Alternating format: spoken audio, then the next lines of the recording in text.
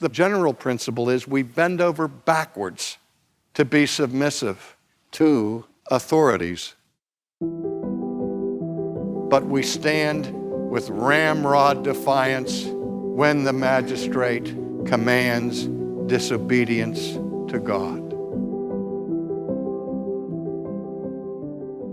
We are always to obey those in authority over us unless that authority commands us to do something God forbids or forbids us from doing something God commands.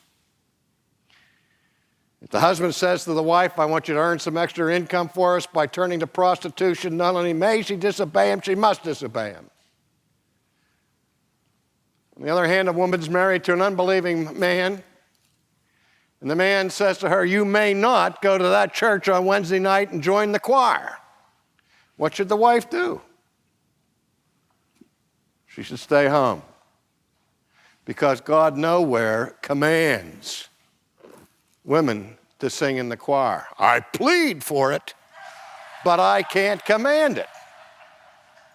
But what if the husband says to the wife, you are not permitted to go to church on the Sabbath and join the corporate worship of the people of God? Not only may she disobey him, she must disobey him, because God commands her to be in the assembling together of the saints. Do you see how this can be very painful and very costly when we are caught in this vice between two authorities that differ?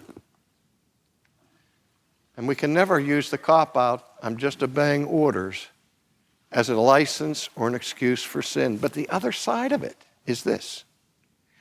Just because God gives us the right and the responsibility to disobey when an authority over us commands us to do something he forbids or forbids us from doing something God commands, that is not a license to be disobedient just when we disagree with the authority, or if the authority is exploiting us, or if the authority is afflicting us, bringing us discomfort or inconvenience.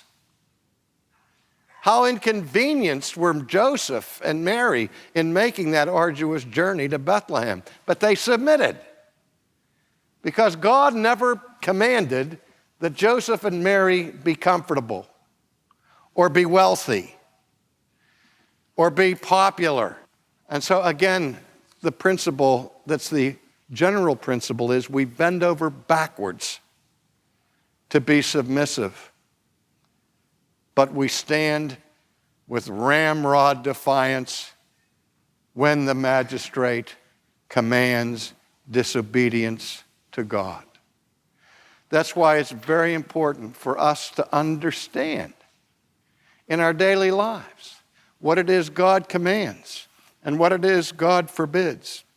Otherwise, we are like sheep without a shepherd, and we go along with what Nietzsche called a herd morality, doing whatever anybody tells us to do.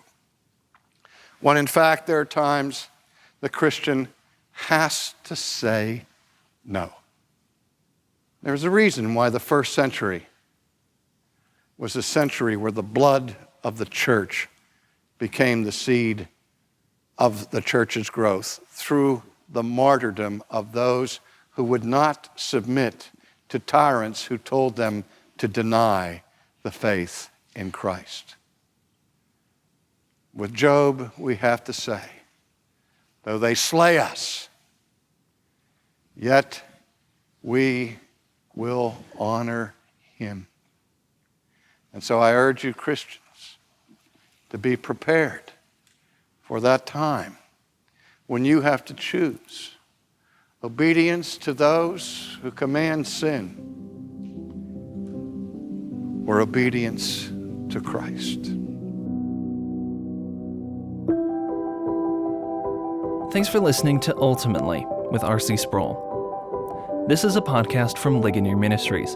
For more information about Ligonier and to discover thousands of free resources to help you grow in your Christian faith, visit ligonier.org.